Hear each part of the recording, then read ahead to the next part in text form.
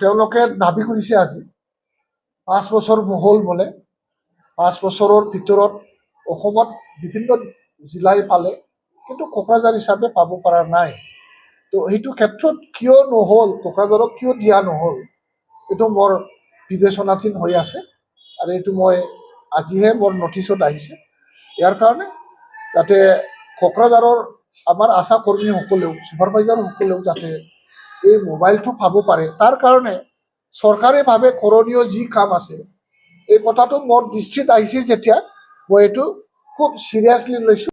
পাব লগা তেওঁলোকৰ যিটো পেঞ্চন, মানে ৰিটায়াৰ্ড হোৱাৰ পিছত 2 লাখকৈ পেঞ্চন দিয়াৰ যিটো আঁচনি, এই আঁচনিখনকো আজি আমি চিম্বলিকভাৱে আমি পেঞ্চন 2 লাখকৈ পেঞ্চন ওৱান টাইম গ্ৰেচুইটি আমি প্ৰদান কৰিছোঁ। আৰু পাব লগা বহুত আমাৰ গ্ৰেচুইটি আছে, এইবিলাক সোনকালে যাতে আমি আদায় কৰিব পাৰোঁ। আৰু আমাৰ এটা নিয়ম আছে চৰকাৰ ফালৰ পৰা, যিসকল মানে অন ছাৰ্ভিচ, মানে ৰিটায়াৰ হোৱাৰ আগত যিটো ডিউটি কৰি থকা কোনোবা আছাই যদি ডেথ মানে মৃত্যুবৰণ কৰে, তেতিয়া তেওঁলোকৰ পৰিয়ালৰ কাৰণে ওৱান টাইম কম্পেনচেশ্যন তো আশা কিৰণৰ জৰিয়তে আমি 1 লাখকৈ দিয়া হয়। আৰু সেইটো আজি চিম্বলিকভাৱে আমি প্ৰদান কৰিছোঁ আৰু বহুত দিম। আৰু এটা আছে আমাৰ 25,000কৈ, যিটো আশাসকলে যদি কিবা এটা বেমাৰত ভোগে, তেতিয়াহ'লে তেওঁলোকে মানে 25,000লৈকে আমি ৰিইম্বাৰ্চমেণ্ট কৰোঁ। তেওঁলোকক আমি 25,000লৈকে আমি ওৱান টাইম গ্ৰেণ্ট হিচাপে আমি তেওঁলোকক প্ৰদান কৰোঁ। ইয়াৰো আজি চিম্বলিকভাৱে আমি কিবা কৰিছোঁ, পইচা তেওঁলোকক আজি প্ৰদান কৰিছোঁ।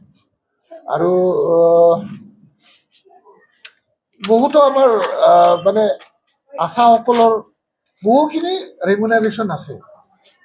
TB পেচেণ্টৰ ওপৰত আমাৰ ফিক্স এটা ৰেমুনাৰেশ্যন থাকে। 6 মাহ ট্ৰিটমেণ্ট কৰাৰ পিছত ফিক্স এটা ৰেমুনাৰেশ্যন থাকে। মেলেৰিয়া ব্লাড চেম্পল কালেকশ্যন কৰাত যিটো ৰেমুনাৰেশ্যন, পজিটিভ কেছ পালে তেওঁলোকক মানে এটা কেছ এৱাৰ্ড দিয়া ৰেমুনাৰেশ্যন, আমাৰ কেঞ্চাৰ পেচেণ্ট যদি ডিটেকশ্যন হয় আৰু কেঞ্চাৰ পেচেণ্টৰ কাৰণে টেষ্ট কৰিলে যিটো পাব লগা বহু ধৰণৰ ৰেমুনাৰেশ্যন আছে আমাৰ চৰকাৰ ফালৰ পৰা। বহুতখিনি আমি তেওঁলোকক আদায় কৰি দিব লাগে বা তেওঁলোকেও ক্লেইম কৰি ল'ব লাগে।